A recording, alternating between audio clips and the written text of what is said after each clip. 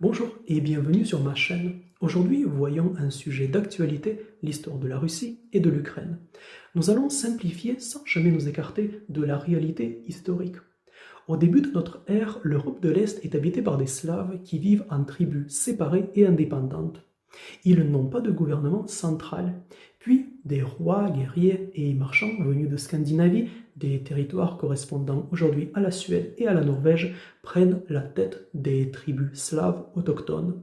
Ces guerriers scandinaves se proclament monarques et fondent le premier État, la Russe de Kiev. Selon les spécialistes contemporains, le mot russe d'origine scandinave viendrait du nom que ces nouveaux arrivants se donnaient à eux-mêmes. Le pouvoir y est exercé par une dynastie bien identifiée d'origine scandinave. L'accès au pouvoir est strictement réservé à une seule lignée, celle des princes issus de cette dynastie. On est donc face à une structure politique où une élite d'origine étrangère monopolise durablement le pouvoir. Dans ce contexte, les populations slaves locales occupent majoritairement des positions subalternes, paysans, serviteurs ou membres d'une noblesse secondaire. Ce que je viens d'énoncer jusqu'ici est factuel, objectif. Voilà maintenant la conclusion que je tire de ces éléments.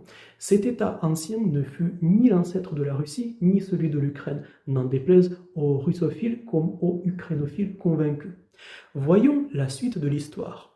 Cet État est finalement anéanti par une invasion de cavaliers venus d'Asie centrale, les Mongols. Une partie des populations autrefois soumises aux souverains scandinaves désormais vaincus se retrouve rattachée à un État voisin, la Pologne. La langue de ces descendants des anciennes tribus slaves est alors influencée par le polonais, notamment dans le vocabulaire, tandis que la grammaire évolue moins fortement. Entre le XIVe et le XVIIe siècle, ces populations commencent progressivement à former une nation distincte, les Ukrainiens.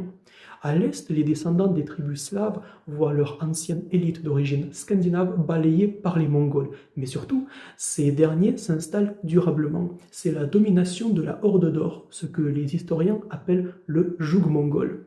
Ces populations finissent par se libérer de cette domination et fondent un État autour de la ville de Moscou, la Moscovie, qui deviendra à partir du XVIIIe siècle l'Empire russe.